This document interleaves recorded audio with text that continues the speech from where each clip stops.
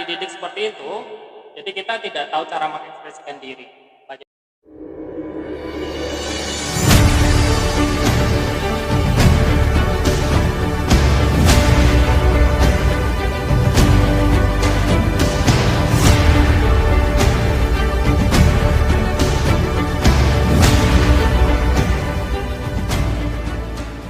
masyarakat ya, bagian dari kekerasan. Kalau kita kaji kembali ya, zaman dulu sih, nggak tahu zaman sekarang ya. Bima itu, anak-anak Bima dididik dengan dua cara. Dengan satu cara sih, kekerasan. Entah itu Ya bentar, kenapa Anda menyebut dua kalau satu? Apakah itu basa-basi atau Anda memaksa untuk? enggak. Kita ambil saja, apakah benar anak Bima itu dididik dengan kekerasan. Kita ambil ilustrasi saja. Ini zaman dulu ya, nggak tahu zaman sekarang. Harusnya juga masih berlaku ya. Anak Bima ketika bangun tidur, dia terlambat bangun, orang tua Bima itu kalau nggak memukul pasti diumpat. Jam senaknya bola dan sebagainya. Itu kalau nggak dipukul diumpat, dimaki anak. Anak ini sudah bangun tidur kan ya. Kemudian dia masih nonton TV, belum mandi, padahal jamnya sekolah. Anak itu sudah diumpat dan dipukul kalau nggak salah. Jam segini belum mandi dan sebagainya. Anak ini sudah mandi, terlambat pakai seragam, itu diumpat lagi Pak. Entah dengan cacian yang kebun binatang atau cacian yang makhluk astral, cacian yang makhluk kelamin tadi. Padahal itu anaknya sendiri sebenarnya. Bangun tidur sudah makannya ini nggak bersih atau keteteran, itu diumpat atau dipukul. Berangkat ini anak ke sekolah, ini siklus hidup anak di Bima. Berangkat anak ini ke sekolah, di sekolah gurunya sudah menyiapkan apa Pak? Menyiapkan kata-kata mutiara. Kata-kata mutiara. Oke, kita sebut aja kata-kata mutiara. Oke. Kalau dulu kita dididik, guru itu pertama kali kita masuk jam 7 itu ada pemeriksaan kuku Pak ya. Kayak pemeriksaan kuku, kukunya kotor itu dipukul Pak. Padahal belum masuk ke sekolah nih, belum masuk di ruangan ya. Sudah dapat pukulan. Atau belum termasuk telat. Belum masuk kelas. Sudah dapat pukulan. Anak ini tidak bisa mengerjakan soal atau belum bisa mengerjakan soal, anak ini sudah dipukul oleh gurunya atau diumpat, sampula dan sebagainya. Main di sekolah, selesailah di sekolah, anak ini dia pulang ke rumahnya, anak ini terlambat ganti baju Pak. Otomatis orang tuanya akan main atau telat sampai rumah, dan sebagainya, anak-anak ya. Ini anak ini pasti dapat umpatan dan pukulan dari orang tuanya. Sudah ganti baju, misalnya udah tidur lah ya. Sore dia biasanya mengaji ya. Guru ngaji zaman dulu, nggak tahu zaman sekarang, salah itu di sampingnya sudah ada kayu Pak. Kayu. Salah mengaji anak itu dipukul atau diumpat atau dua-duanya. Pulang mengaji anak ini masih main, dia maghrib baru pulang, terlambat pulang, anak ini dipukul atau diumpat. Sudah nyampe rumah, terlambat pulang dan sebagainya. Waktu tidur, dia terlambat tidur karena keasikan nonton TV, anak itu dipukul dan diumpat. Jadi siklus hidup anak Bima, kasus anak ini ya. Kasus anak ini, dari bangun tidur sampai tidur lagi dia mengalami dua kekerasan, entah itu verbal atau yang fisik. Yang paling bahaya adalah sebenarnya yang verbal daripada fisik.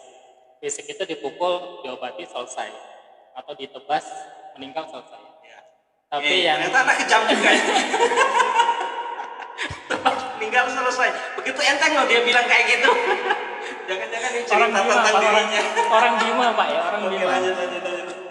Orang Bima itu udah biasa kayak gitu Pak. Oke, lanjut. Yang verbal ini yang bahaya. Soalnya lari ke psikisnya. Kalau psikisnya terganggu, dia bisa merusak orang lain juga Pak. Selain orang lain juga bisa merusak keluarganya. Nah, anak-anak yang dididik seperti ini secara teori, secara ilmu, dia akan tumbuh dengan dua cara. Yang pertama, dia akan tumbuh menjadi anak yang pendiam, karena anak bima itu umumnya anak-anak ya, bukan anak bima saja.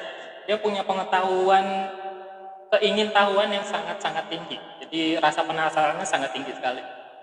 Jadi orang-orang kita ketika anak ingin mengerjakan sesuatu atau mengambil sesuatu, kita sudah melarang, Pak.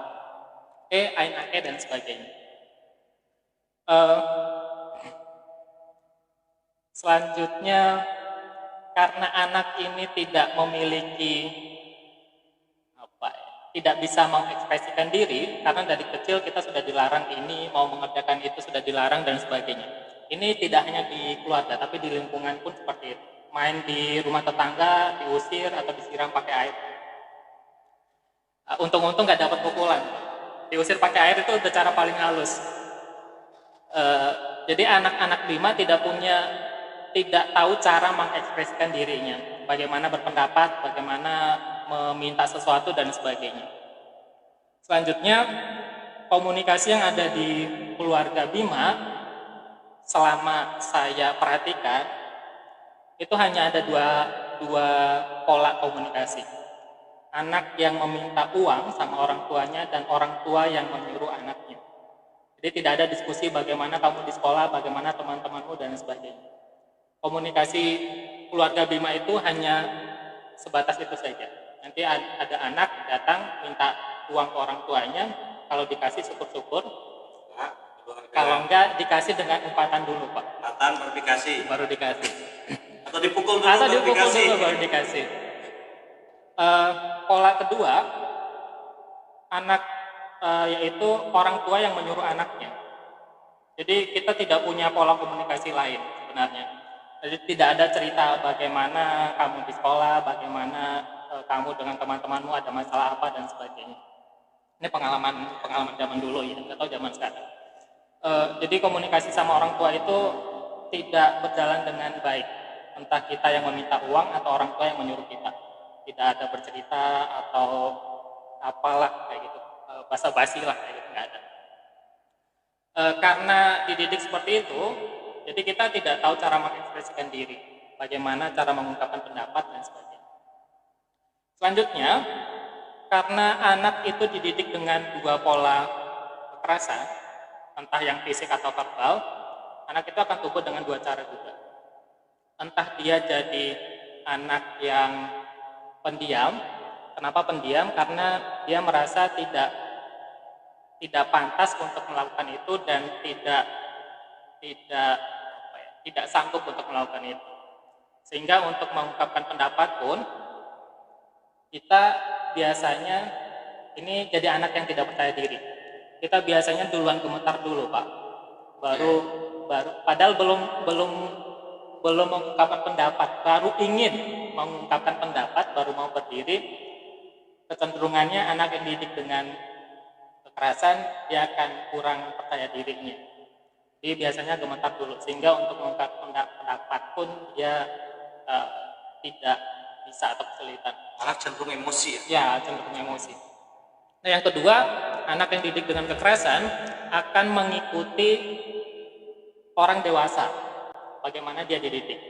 Bisa cek saja teman-teman kita waktu SD atau SMP, SMA yang suka malak, yang suka nagih, itu biasanya dididik dengan cara seperti itu. Cek saja orang tuanya. Bisa konfirmasi, oke, bisa dicek. Bisa konfirmasi ya. Oke, bisa dikonfirmasi. Jadi anak yang dididik dengan kekerasan, dia hanya akan bisa tumbuh kalau tidak entah dia yang punya keinginan untuk bangkit atau didapat bimbingan konseling. Tapi bimbingan konseling di Bima ini sangat-sangat eksklusif. Selanjutnya, karena anak itu sudah dididik dengan dua cara tadi, satu cara ya, tapi dua jenis, verbal atau yang fisik atau dua-duanya. Ketika ada kesalahan, anak itu akan langsung memukul tanpa diberitahu. salahnya apa dan sebagainya. Karena dia dididik dengan cara seperti itu, Pak. Saya itu ini kata hati si anak. Saya dulu melakukan kesalahan, saya langsung dipukul. Nggak dikasih tahu salah saya apa dan sebagainya. Tiba-tiba langsung dipukul. Jadi anak itu akan berpikir, oh berarti kalau ada orang salah ya harus dipukul, tidak diberitahu karena dia diajarkan seperti itu. Ini sudah masuk ke karakternya, karena dia diajarkan seperti itu. Dan sayangnya kita mendidik anak itu dengan cara orang tua mendidik kita. Ya, itu jadi turun temurun, larinya tradisi. Oke, tradisi kita sebut budaya sih. Bisa dari segi pengertian. Ya. Sesuatu yang diajarkan turun temurun. Tapi ya, tidak juga full ya itu pengertian kebudayaan. Oke. Jadi karena anak tadi dididik oleh orang tuanya dengan cara kekerasan, maka dia akan mendidik anaknya dengan cara kekerasan. Cara yang sama. Kalau si anak ini sebentar. Ini termasuk ada dia nurun sendiri atau sebenarnya itu balas dendam nggak sih? Nggak tahu. Itu balas dendam. Nggak sih. Maksudnya turun-temurun nggak ada evaluasi. Iya. Begini, karena anak-anak yang didik seperti ini, ada satu artikel yang saya baca, dia akan bermasalah dengan sekolahnya. Karena bermasalah dengan sekolahnya, tentu saja pengetahuannya untuk dalam mendidik anak dan sebagainya juga akan minim, sehingga dia akan mencontoh orang tuanya. Karena dia dididik seperti itu, maka saya akan mendidik anak saya sebagai guru pertamanya ya? Ya, sebagai guru pertama. Karena kita sudah dididik dengan cara seperti itu, entah yang verbal atau yang fisik, maka larinya ke masyarakat. Di jalan, karena kita sudah dididik, oh kalau ada orang salah itu ya dipukul atau diumpat. Orang baru senggol kita sedikit, istilahnya senggol bacok, Pak ya? Ya, istilah yang dipinjam dari tempat lain ya. Oke lah, kita pakai. Oke.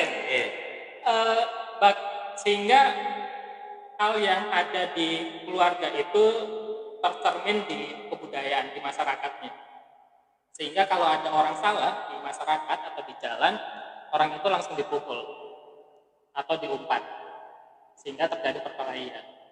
Biasanya perkelahian ini dilanjutkan dengan perkelahian antar kelompok, entah itu kelompok kecil atau kelompok besar yang kampung atau desa. Sehingga muncullah kesimpulan keluar di berita bima pembakaran, bima pembunuhan, bima dan sebagainya. Dan itu bukan sekali dua kali, itu semacam tradisi habis lebaran, tahun baru. Mungkin itu harus dikaji dari segi sosiologisnya. Oke. Sehingga muncul di berita bima pembunuhan, bima pembakaran, perkelahian antar kampung dan sebagainya.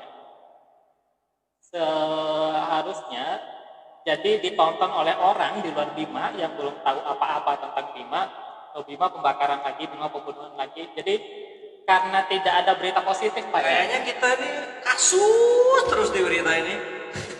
Berita Bima itu kalau nggak pembunuhan, pembakaran, kesuksesan nggak pernah kriminal dan sebagainya. Nah, karena kesuksesan itu tidak menjual untuk berita, Pak.